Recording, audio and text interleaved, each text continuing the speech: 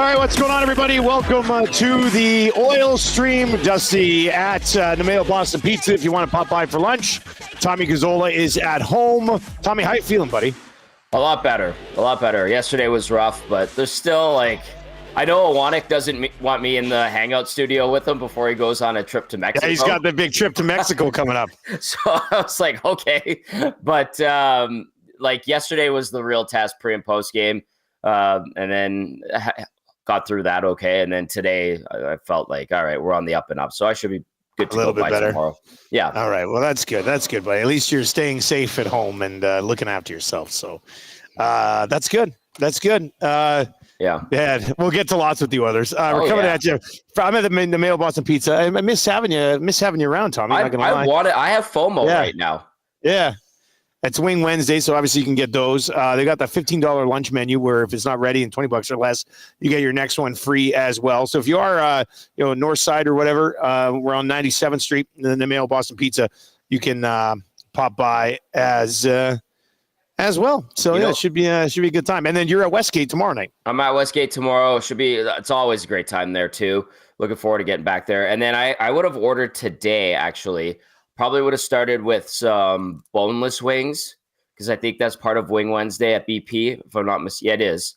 They have like a maple barbecue there. Okay, and then I would have done. And you and I would have nibbled on those. We'd share like we do because we're yeah. And then I would have no hands. It's just nibbling from the thing the whole time. Yeah, we're weird like that. And then I would have gotten the Philly dipper, which is I love. So. You're a hungry boy today, Tommy. I mean, I haven't had much of an appetite the last couple of days. Today, it's coming back. So it's like Tam was super sick for like the last 4 or 5 days with bronchitis.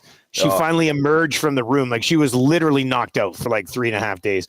She emerged from the room last night and was just like, I want to have the biggest plate of spaghetti ever. Yeah. Like she was just craving spaghetti. So we had spaghetti last night in the Nielson household. And it was pretty good, actually. It was really good spaghetti. I really liked it. It was a lot of fun. And tonight we're going to like a Broadway Frozen play at like the theater downtown. What's the one theater downtown? What's the one Citadel? Citadel. Yeah, we're going to the Citadel tonight to this Frozen Broadway play. So we might, I don't know what we'll do for dinner tonight, but Elizabeth's fired up. She's going to wear like her Elsa dress and like she's ready to go. So that's cool. It should be okay. All right. James B over in the chat says, nice hoodie, Dusty. Yeah, that's the second compliment I got on this Riverhawks hoodie today on the shows. It's a nice looking hoodie, right, Tommy? Riverhawks, popular brand, the Riverhawks. They're a lot of fun. I'm very excited to get down to the ballpark again this summer. Honestly, it's so much fun. Those ball games are awesome. They are a lot of fun. Looking forward to hopefully being partners with them again this year as well. You can text us anytime, 780-218-9999, 780-218-9999. We'll get to a bunch of your text messages as well. Bill with 1 L says, hey, Dusty, advertising works. Came to the Mayo's Beat Pizza for lunch, Wing Wednesday. Thanks for the suggestion. And for YouTube treasure reminder of the boneless wings. That's him right over there, I think. The only other guy in here. It's got to be him. That's good. Advertising does work. If you'd like to partner with Edmonton Sports Talk, it's business at edmontonsportstalk.com. How was all the post-game business last night, Tommy? I was in the chat for quite some time. That was a great show last night. I thought you guys had a lot of fun. It was a lot of fun, but I brought it up, like the level of panic, it hit me, and I was like, where have I felt this before? Like the vitriol and anger, and I said, 2018, 2019, when the team was absolutely terrible after Peter Chiarelli had dismantled it. Now, keep that in context with the fact that the team is still in a playoff spot. The team is still only in its first 4-game losing streak of the season compared to 18 and 19, where they were just bad teams. And so but the feeling to me, like how angry everyone was and people wanted to trade this guy, trade that guy, bench this guy, bench that guy. I don't think it maybe was bad right around the bubble, but 18, 19 was the vibe I was getting last night. And I had a few people text me last night and this morning, and they're like, oh my God, like our group chat with these people are like, we're trying to find solutions for this team. What's going on with them, Tom? Other people, like, it's a freak out. It's the first real freak out of the season. Well, we haven't had to talk about a 4-game losing streak since 2023. That's right. Right. So it's It's I can see why there's a level of urgency among the fan base to find a fix for this. What were people pointing out? Like, what frustrated people the most last night, Tommy? Because it couldn't have been Skinner. I mean, the one goal from Skinner, the wraparound was no good. Yeah, but I thought he made some big saves in the first period. I didn't hate the other 3 goals that were allowed. The wraparound, you just have to be able to push across your crease better than that. But and maybe it was Skinner. I'd be surprised if it was. I was watching the chat for the most part, but what did you think was the most pressing issue from people last night? Well, Bouchard took a lot of heat. As deservedly so. Yeah. Deservedly so, though, last night. Like, I mean, his turnovers 20 seconds in, and Skinner had to make a huge save. Like, I was thinking to myself, like, why are you trying to thread one through 2 sticks? You know that's trouble. And you've got, was it Hagel and Sorelli right on top of you? We just watched those guys put on a master class in checking and effectiveness with hard work and speed and tenacity. And you're throwing a nonchalant, like, 50-footer up the middle to try on a hope that it gets through 2 sticks, and bada bing, bada boom, your goalie's making a 10-bell save. That to me was a bad indicator. And I said to, like, Nanso asked before the end of pregame, he goes, "What are you looking for tonight?" And I was like, how they manage the puck. Are they good in their own zone? Do they make smart plays through the neutral zone?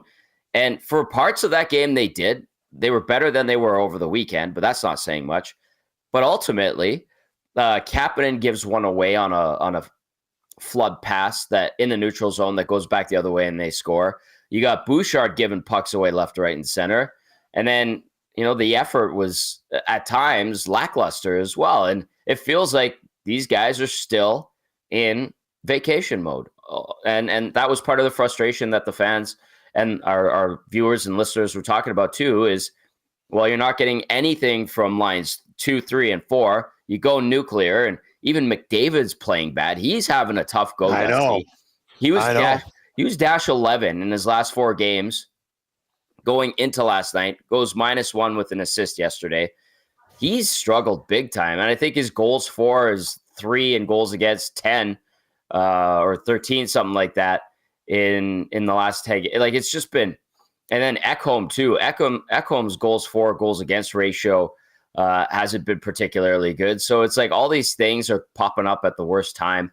And we'll talk about it, obviously, but like we're closing in on the deadline, and the Oilers are still a money in, money out team. So you're kind of like, well, what can we do? All right. The Oilers have solved the problem on their blue line. They've reclaimed Travis Dermott. There you go. If no other team put in a claim on him, they can just send him right to the American Hockey League. I'm assuming that's what they're hoping, Tommy. Like, I don't think they're factoring Dermott back into the blue line here, are they? Like, is he that left shot guy that they've been looking for from a depth perspective? I mean, no. That can't be the case. Like, it can't be the case. Absolutely not. So welcome back. Welcome home, Travis. But I would assume they'd probably want to send him down to Baco. Obviously, they value him to some extent, but he's not better than Klingberg and Stetcher.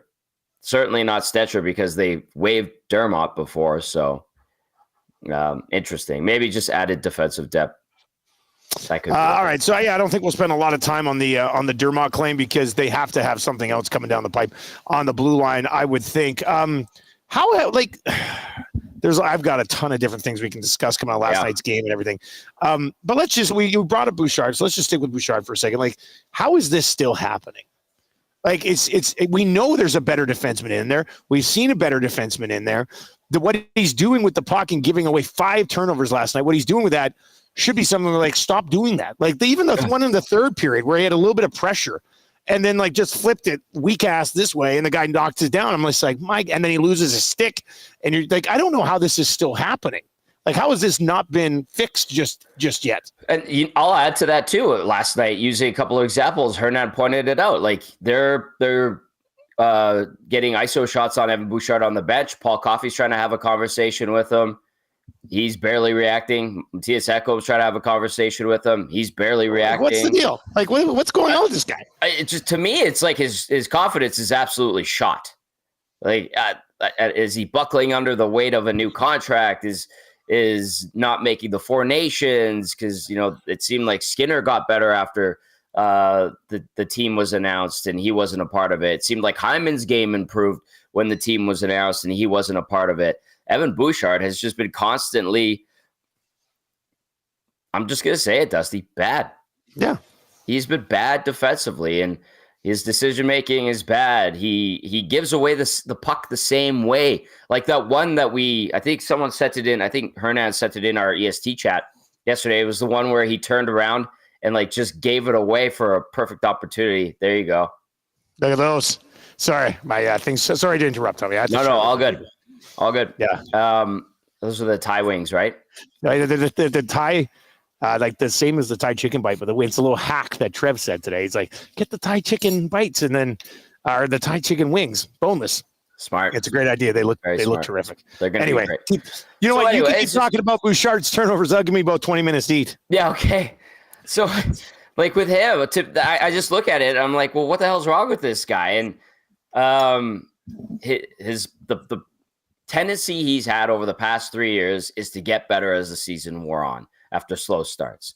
He'd get a good, reliable partner, Ekholm, Duncan Keith, and he would respond well in the second half of the year, and he would play good in the playoffs. You could rely him on defense in any situation. That's not the case. That's not the case at all. In Philly, they got Ekholm away from him to the point they put him with Darnell Nurse, that he's so unreliable. And I think to myself, like, well, what could be the root cause of this? Maybe he got in a funk at the start of the year. Maybe he was thinking about outside pressures and things like that. Somebody said, what about this one, Tommy? Where do you come on this theory? Joe over in the Nasty Chat. Hey, if you're watching on YouTube today, hammer the thumbs up for us. If you're listening on TuneIn or iHeart or EdmontonSportsTalk.com, you can text us at 780-218-9999. We'll get to a few of those. I see Evan Bouchard has popped up in the chat as well. Nice. Where is it? Yeah, Joe says Bouch lost his 3 BFFs in the summer. I honestly think he's just depressed. Like, but that can't affect your play this much. You're a professional athlete getting paid millions of dollars just because some of your buddies aren't around anymore, Tommy. I don't think that's a reason to start throwing pizzas up the middle. No. And don't get me wrong. Like, hey, I'd be sad if some of my close friends weren't on the team anymore, but you kind of have to get over it, especially at 25 years of age, being a professional for 4 or 5 years. Hey, and guess what?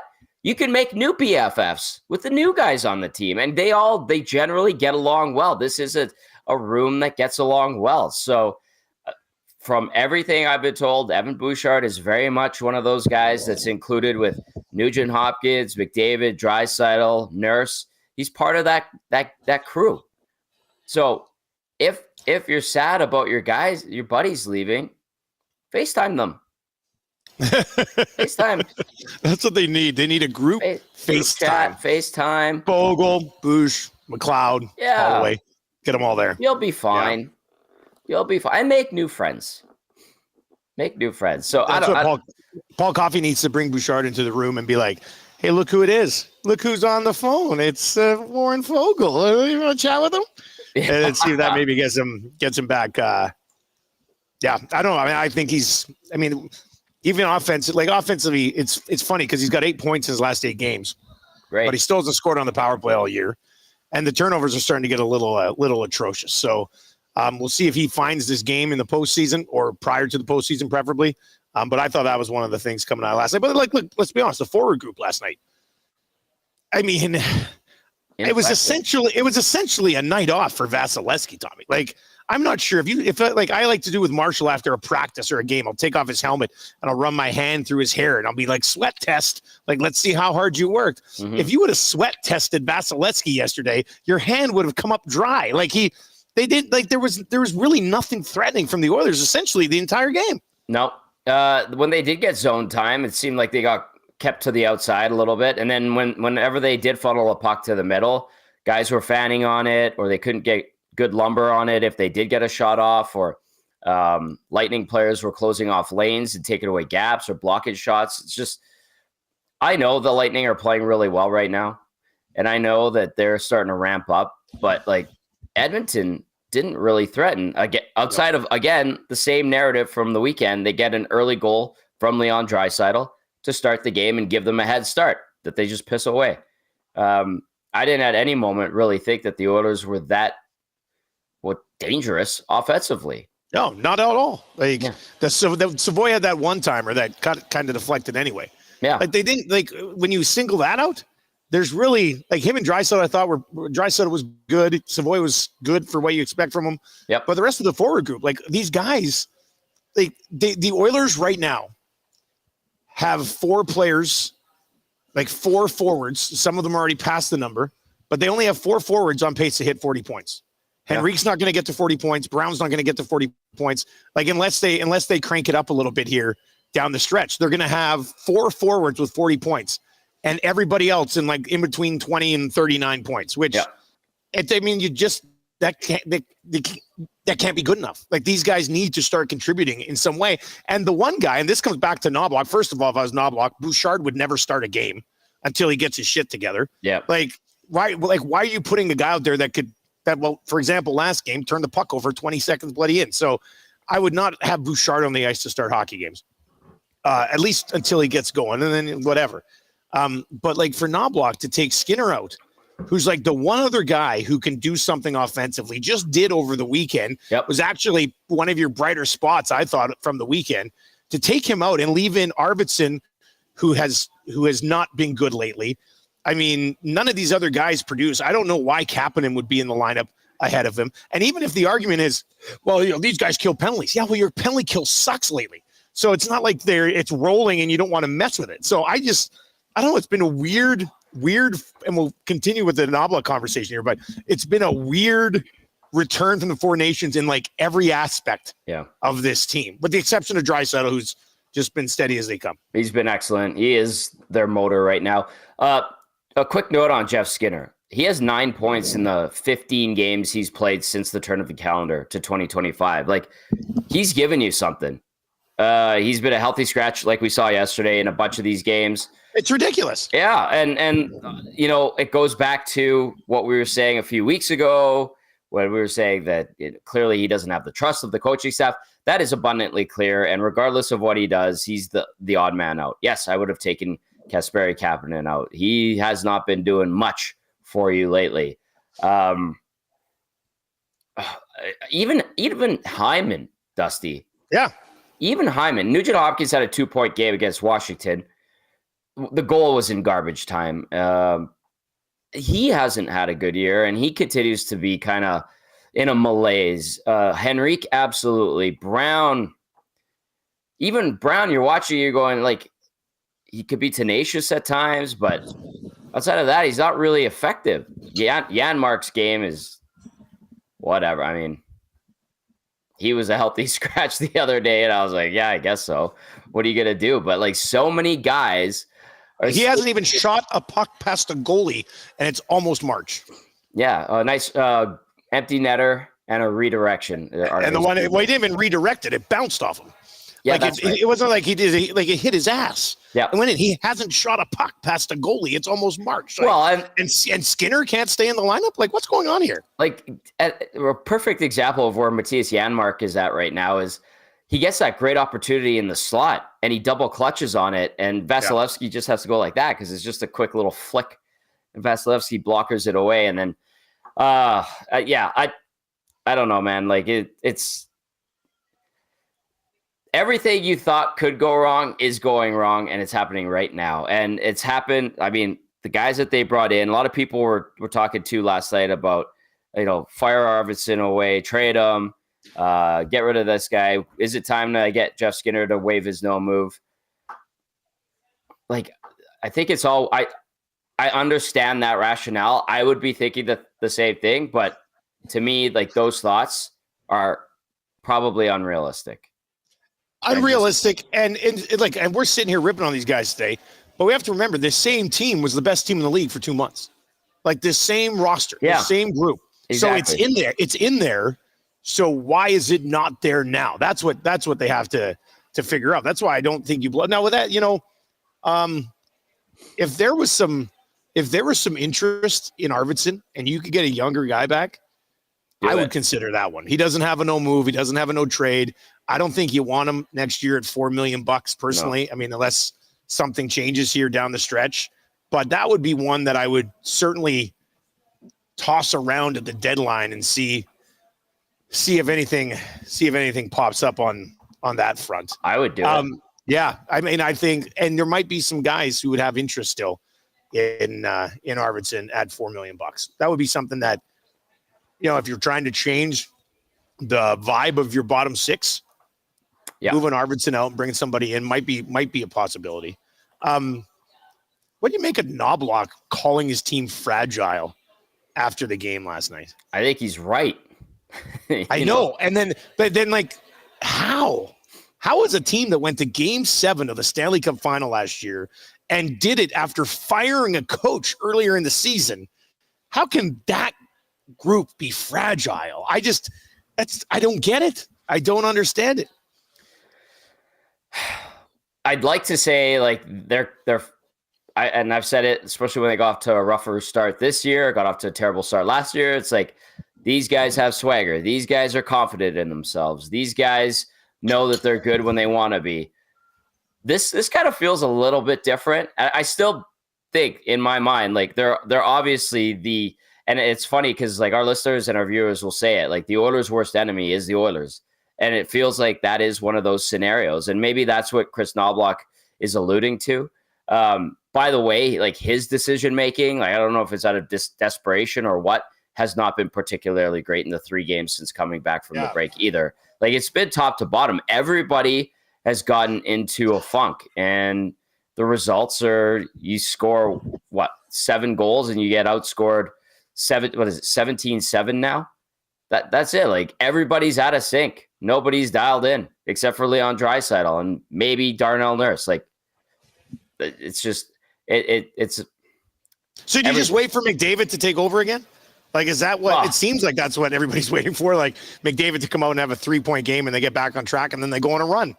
Like, hey, he can do that at any given moment. But this is probably one of his worst stretches of his career right now, with the way he's playing and the results and all of that. Like he's having a tough go. I would like, in a perfect world, for everybody else to look at what Leon Draisaitl is doing and be like, all right, like I need to do what that guy's doing. If he's working his ass off, I'm going to work my ass off. Even though our captain's having a tough time and guys get into funks, like I'd be like, I'm just going to work my ass off. A good example, I think, of how they could try to play, Dusty, is how Tampa did yesterday. Like Tampa has guys that are top, like they're top heavy too, right? Point, Kucherov, Hagel's having a very good year. Sorelli's having a good year. Gensel's having a good year. Those are their 4 players. We had Eduardo Encina on yesterday from the Tampa Bay Times, and he called the Tampa Bay Lightning top heavy. And I was like, interesting. I'm going to watch for this. Yep, those guys get the majority of their points. But guess what? It seemed like everybody else that was on that team yesterday wearing Tampa Bay blue and white worked their asses off. They did. They were everywhere on the ice. They did not give the Oilers much time. They were buzzsaws in the defensive zone. And okay, maybe they're not going to get rewarded with offense, but at least they're going to make the game very hard for you. And you're going to have a tough night, and they're going to do everything in their power to allow their top-heavy offense go to work, which is exactly what happened. I think the Oilers could follow that mold. They have the guys to do it. Do you want to do it or not? Okay, you'll probably say yes, then go do it. Show everybody you're willing to do it. It's as simple as hard work, I guess, and that's a cliche, but Tampa worked their asses off yesterday. They have top-heavy forwards, a really good defenseman and a couple of decent ones, and an all-world goalie. They have goaltending against the Oilers. They have beat by a mile, obviously. But even that doesn't mean you can't play that way. Yeah. All right, let's get to some of your comments. If you are listening on TuneIn or iHeart or EdmontonSportsTalk.com live, you can text us at 780-218-9999. If you are hitting us up over in the nasty chat as well, we will get to that. KB says, what the hell is going on with Connor? Honestly, he's not looked like himself for some time. Has to be battling an illness or a lingering injury. You can't tell me he's 100% healthy playing like this. I don't know. And I is that KB that texted in? It's KB. That was KB in the chat. I'd probably be like, yeah, KB, you're probably onto something. But what's crazy though is that there were some games at the Four Nations where he looked far and away the best player on the ice against all the other best players in the world. You know what I mean? Yeah. So that's why I'm like, well, where did that come from? If you've been like this for the last 10 games here, right? It's right. And I mean, relatively, things are going well here. Before this 4-game slide, they were doing just fine. Now, they weren't playing great. I mean, the 2 wins that they have this month were in overtime, and they barely scraped by in those games, but still, they were in a good position. They were 4th in the league. They were 1st in the Pacific. Like, very good scenario that they put themselves into. Were things trending in the wrong direction? Yep. Was the break maybe a good chance to reset? Yep. Did they do it? Nope. Connor included. And I don't know. I honestly, if you want to be frank about it, like, he hasn't looked, peak Connor McDavid all season. He's had some flashes, but it's been Leon. And it's bizarre because, like, he's still among league leaders, but it's been an underwhelming McDavid season. Right. Like, when you're talking about, he's going to get 135, 140 type of points, and it's not going to be close to that. It's been underwhelming, for a good chunk of the year.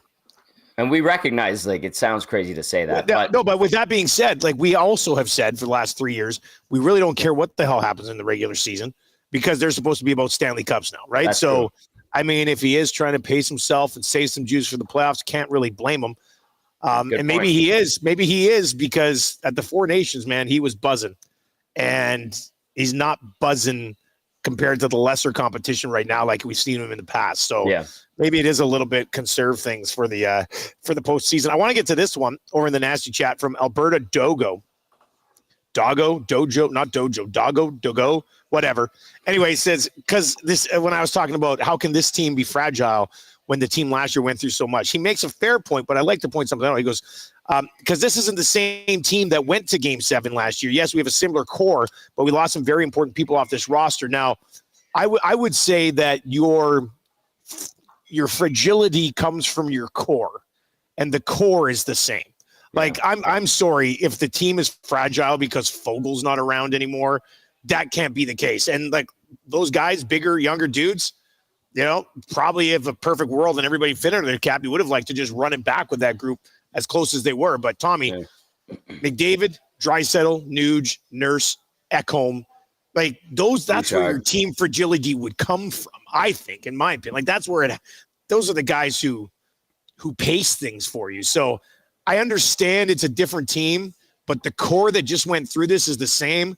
And I have a hard time seeing that group being fragile at this point. I just think they're not giving a damn right now. Like, simple as that. I'll second that. And then the other thing too, I might add to it is most teams go through a tough stretch in an 82 game season. Edmonton really hasn't had one. Like, even the start at the beginning, the start wasn't good. Yeah, it was rocky, but yeah, we just watched the Vegas Golden Knights, who have an excellent core that you might be able to describe as playing as fragile before they cranked it up again coming out of the break. And even right before the break, they started winning again. But they went on I think they had like 3 wins in a 10-game stretch at one point. They were losing games to lower teams that were at the bottom of the standings, very similar to what the Oilers have done at times this year. But it seemed like they were in a slump as well. And maybe Edmonton's slump this year is just happening now. It's everything coming together at the wrong time, and they're one of the last teams to go through it. I hope that's the case. I think that's probably what will be the case. You pointed it out. They have this group here has gone on a great 2.5 month stretch that they are capable. They are capable of beating better teams. So maybe it is as simple as they've hit their slump for the season. I hope that's the case, really.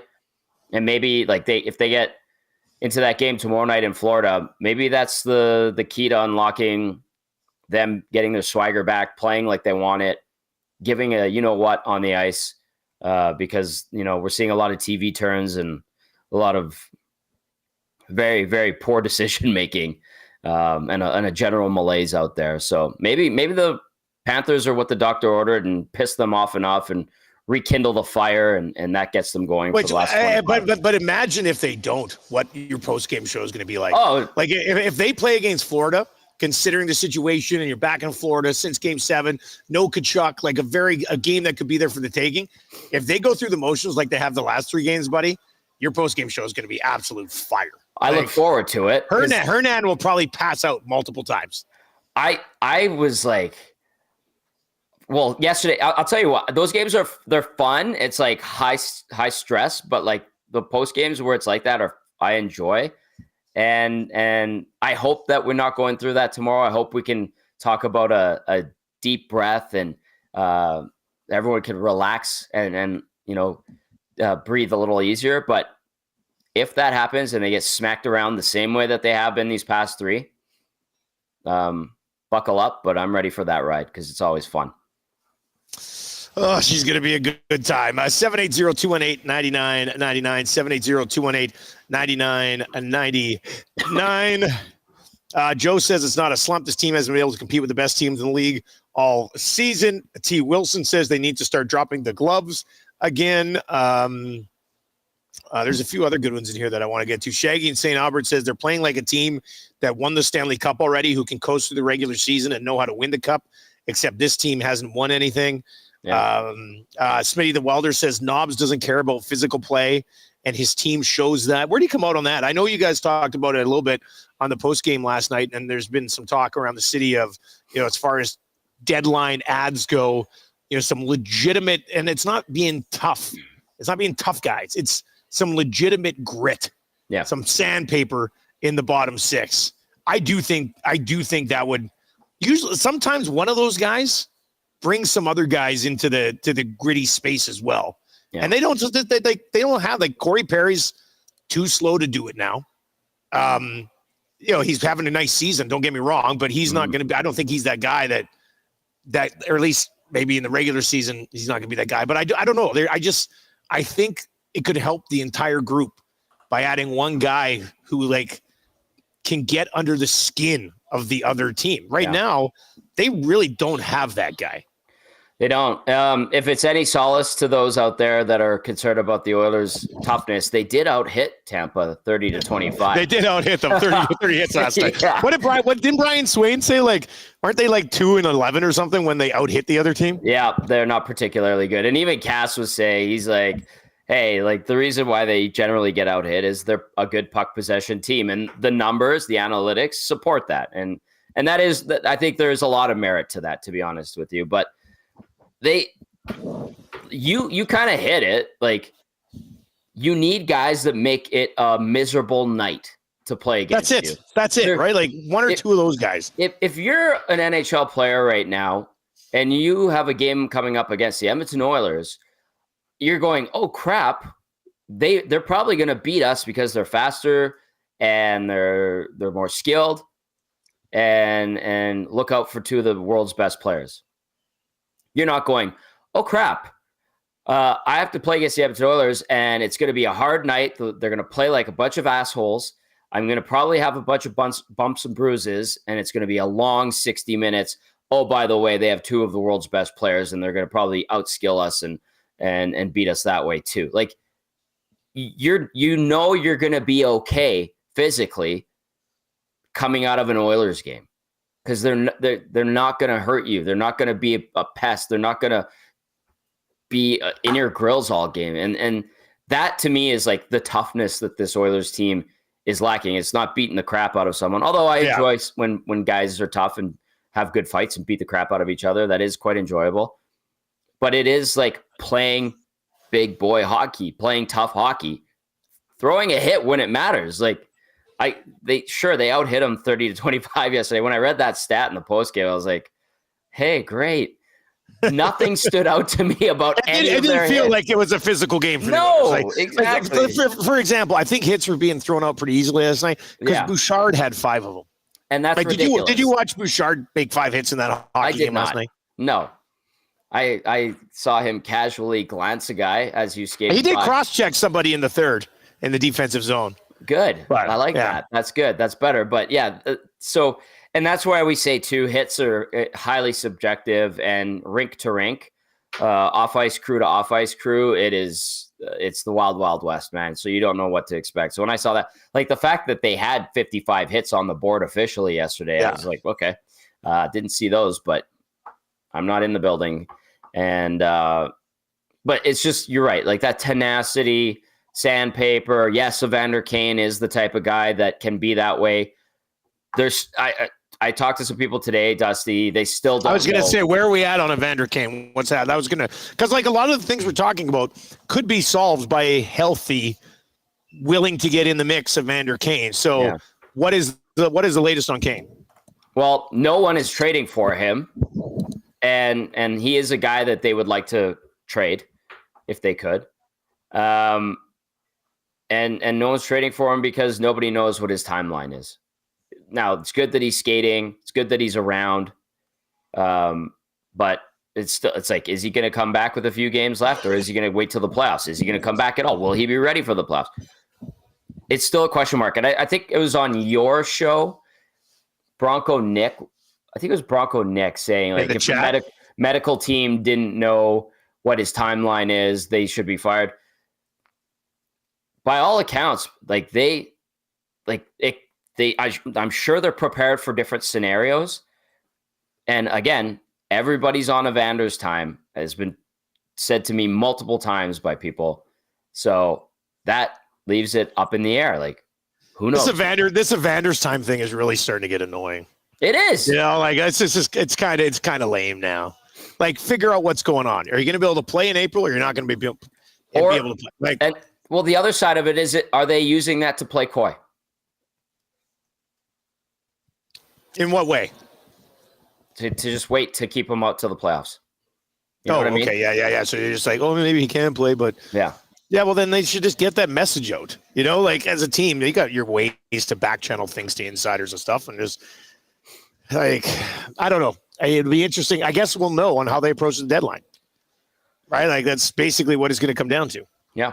Well, that's why I was told today, again, money in, money out as of right now, if they're to make any moves. But right now they're in a holding pattern. And I was told, you know, the most heat is probably coming from the guy that owns the team and the family. To go out and like get something done. Yeah. No, understandable. Yeah. That being said, he hasn't seen like Shaggy and St. Albert over in the nasty chat. I think there's a lot of people who want this thing to get fired up a little bit. All right, keep your text messages rolling in 780-218-9999 780-218-9999, and we'll get to that over in the nasty chat. If you're watching, hammer the thumbs up for us. It just pushes our content out in the algorithm to more people like yourself. So any thumbs up is good there. We've hit 11.3K on the subs in our journey towards 12,000. So that's great. If you're watching, or maybe you're listening to the Oil Stream podcast a little bit later on, subscribe to all of our other podcasts at Edmonton Sports Talk, and sub to the YouTube channel if you haven't already. Let's get into Keep It or Clip It right now for Tommy Guns. Tommy Gunn's Original Barbershop, they believe that a great haircut is more than just a quick in and out. It's the whole experience, and that's why they follow the code, a commitment to deliver the best barbershop experience every time you visit. From check-in to the finishing touch, every step is crafted with care. No appointments needed. Just walk in, relax, and they will take it from there. All right, Tommy, let's start here. And if you have any questions for Keep It or Clip It, text them in, 780-218-9999, or hit us up in the nasty chat as well. Stuart Skinner should start both of the remaining games on the road trip.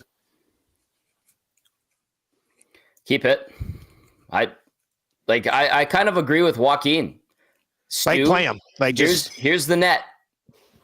Pick it up. Be better. And the effort was there yesterday. The result didn't get any better, but the effort was there. He was one of the guys that actually looked like he gave two craps. He was absolute dog crap on that second goal. Second goal was brutal. The one that went off of Janmark, I mean, that's a knuckler from one of the best defensemen in the league on a 5-on-3, and Skinner still got a little piece of it. What was it? The first one where it was like a little forehand, backhand action. I didn't love that. Yeah, kind of in tight though. Yeah. And then the fourth one was the redirect on the rush, and Nuge couldn't get Nick Paul tied up. Yeah, exactly. So, just play him, and then give Pickard Anaheim next week. Away we go. What would you do? I think that's probably what I do. I give him these 2 games, give Pickard Anaheim, and then give Skinner Montreal before the deadline. I think that's probably how you would manage a regular number 1 goaltender. I know you guys had this discussion a bit last night on the post-game show because it's a not going to happen situation, but the Edmonton Oilers should scratch Evan Bouchard for a game. Keep it or clip it. I keep it. I mean, Hernan was so good about this yesterday. He's like, they're not going to do anything with him. They won't away, and he still played the most minutes against Philadelphia.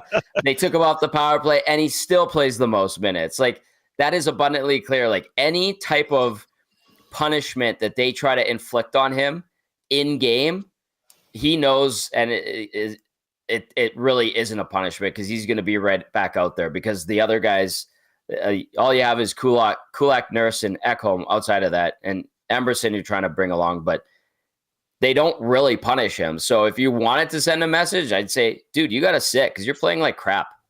Like, watch the game from up there a little bit, and maybe you see some things. I'm not even sure the analytical crowd that is very pro Bouchard would be angry about that for a game.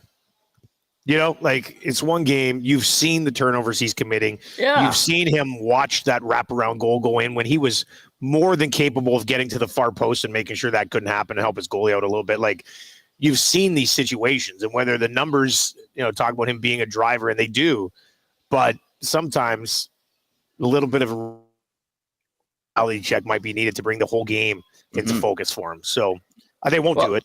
I'd probably keep it as well. Yeah, but they won't. They won't. And I mean, I don't even know if it will work.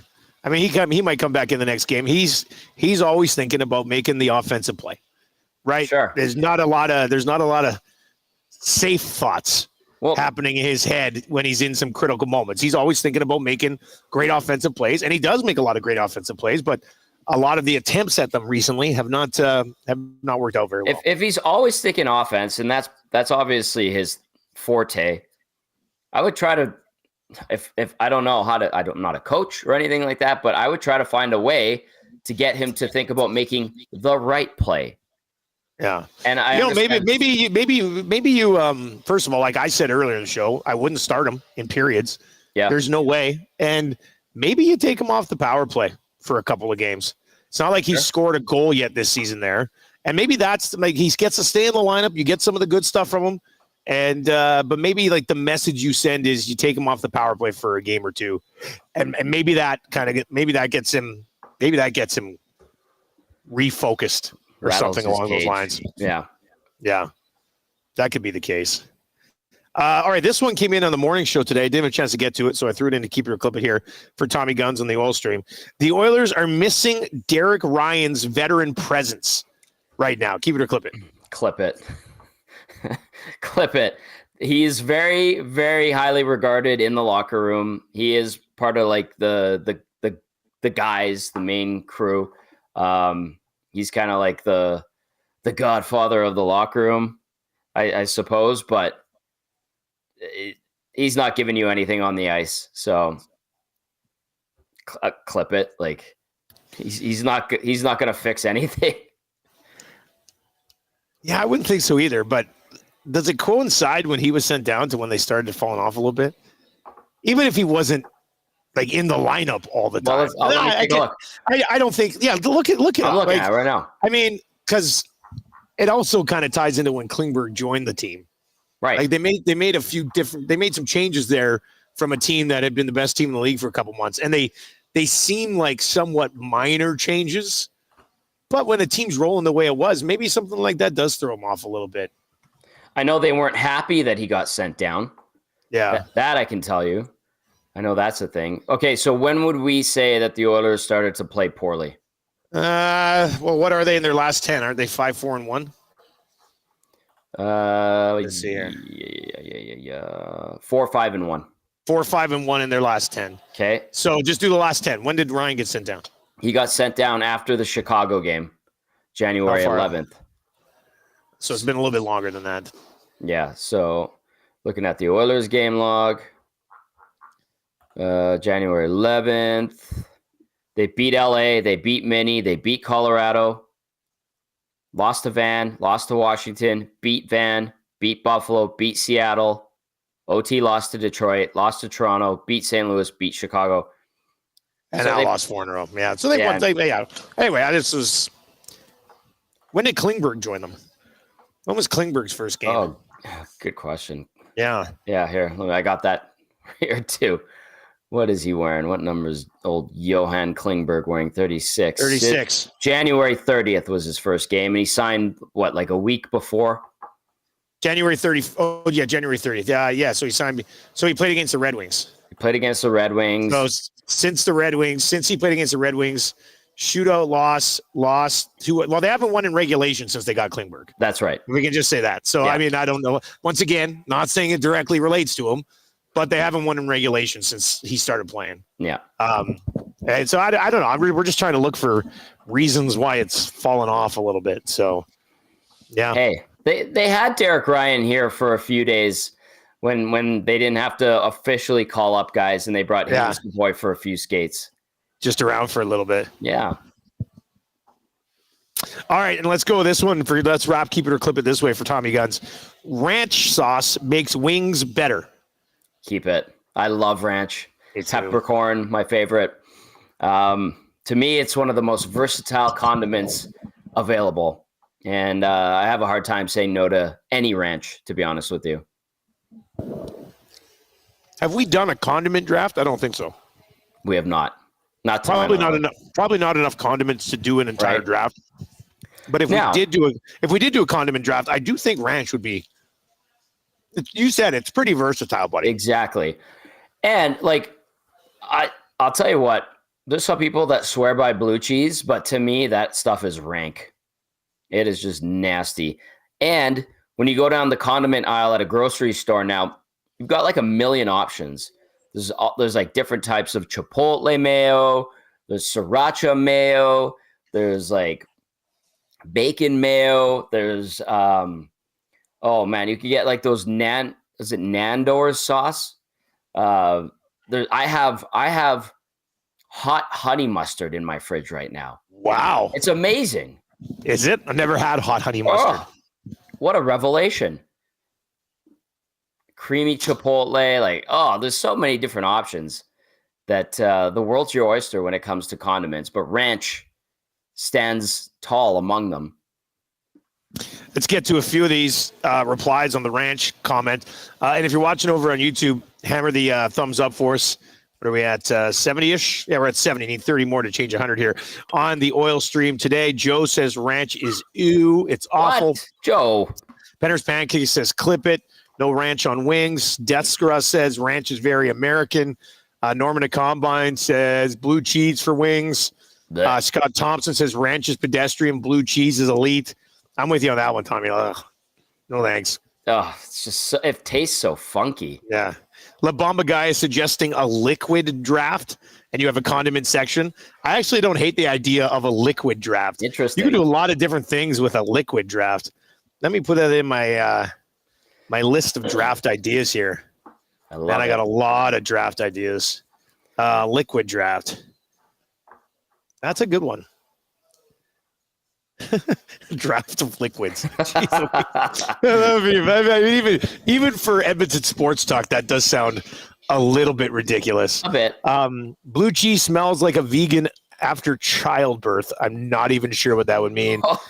Joe says a ranch is the worst condiment of all time. I think I know what that text was, and we don't need to dive into that one. Okay, okay. Yeah. I was just right away. I was like, probably, I don't know if I should have read that. Cherry and ghost pepper hot sauce. Scott says a liquid draft would be moist. Ugh. One of my least favorite words in the English language. Word. Yeah, moist is just yeah. Nasty Kenny over on the text line says ranch is gross, all natural on the wings. Let the sauce live. Yeah, I've been mixing in the dipping. I haven't dipped every single bite, so yeah, no, it's ranch on hot, ranch on salt and pepper, or whatever else. 5-tool player. That's the thing. It is a 5-tool player. I don't really do salt and pepper wings unless I have ranch. Exactly. I find it is a flavor enhancer, to be honest with you, and it's great on sandwiches. Right? You can use it on sandwiches. Yeah, you know what? I don't use it on sandwiches. I'm just like a straight up butter. I'm just a straight up butter guy on sandwiches. My sandwiches. This isn't going to surprise people, but my sandwiches are very plain, Tommy. They really are. It's like meat, cheese, butter. If that's what you like, then that's fine. But I find it's very, very complimentary to a nice sandwich or a hoagie, perhaps. I love it. I love ranch. Lingus99 over in the Nasty Chat says, don't let Reed be involved in the draft of Liquid.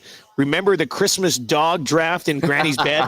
Yeah, that would be that's probably not the best idea. Anyway, Liquid draft is not a bad idea. We might be able to get that at some point. I have one final kind of talking point. I know we only have like a minute or two here, but I'm curious to know what you think. It popped up a little bit on the post-game show yesterday. A few people actually mentioned the Oilers going on a 5-game losing streak during the 83-84 season that was emphasized by an 11-0 loss at Hartford. Do you think that this is their 5-game losing streak a la 83-84? Do you think they're channeling that? I'm first of all, how do you lose to Hartford 11-0?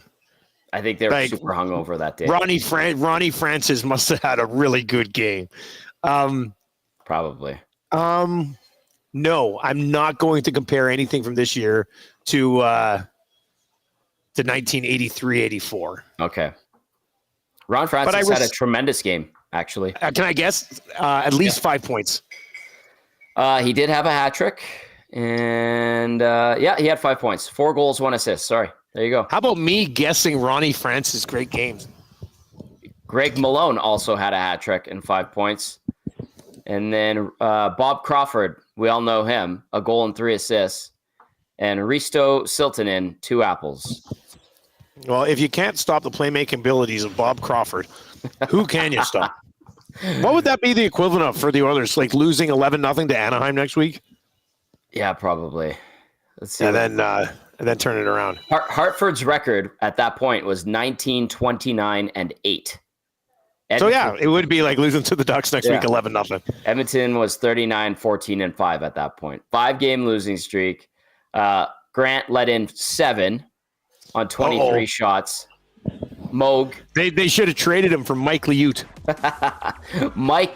Andy Moog, 4 goals on 7 shots. So 429 save percentage and 696. So there you go. Happens to the best of them. Those 2 guys would not have survived in the era of 2025 at Edmonton.